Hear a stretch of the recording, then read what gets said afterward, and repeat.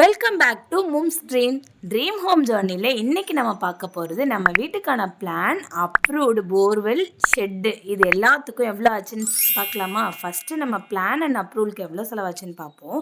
நம்மளோட land area வந்து 846 square feet, building area வந்து 641. நம்ம வந்து G+1 ஃப்ளோர் தான் பிளான் பண்ணியிருக்கோம். கிரவுண்ட் ஃப்ளோருக்கு மட்டும் 3500 ஆச்சு பிளானுக்கு. ஃபஸ்ட் ஃப்ளோருக்கு 4000. நம்ம காலம் மார்க்கிங் ட்ராயிங் வாங்கியிருந்தோம், அதுக்கு ஒரு 700 ஆச்சு. மொத்தம் 8200 ஆச்சு. வாங்க அப்ரூவ்டுக்கான டீட்டெயில் பார்ப்போம். மொத்தம் 2 ஃப்ளோர் இல்லையா, அது ரெண்டும் சேர்த்து 1282 ஸ்கொயர் ஃபீட் வந்துச்சு. இது வந்து நாங்கள் செல்ஃபு ஜன்னல்ன்ற 2 டைப் இருந்துச்சு, நம்ம செல்ஃபில் தான் போட்டிருந்தோம்.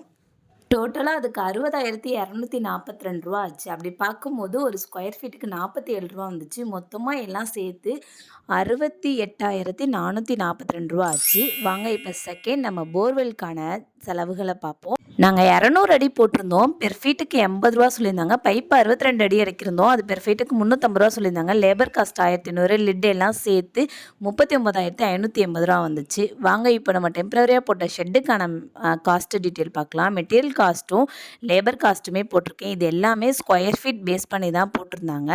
நீங்கள் எது போட போகிறீங்க, எந்த ஒர்க் பண்ண போகிறீங்க அப்படின்னாலும் ஒரு வாட்டி இல்லை 2 வாட்டி இல்லை 2-3 டைம் வந்து நிறைய பேர்கிட்ட விசாரிச்சுக்கோங்க. விசாரிச்சுட்டு ஃபைனலாக குவாலிட்டியும் காஸ்ட் வைஸும் சூஸ் பண்ணிக்கோங்க.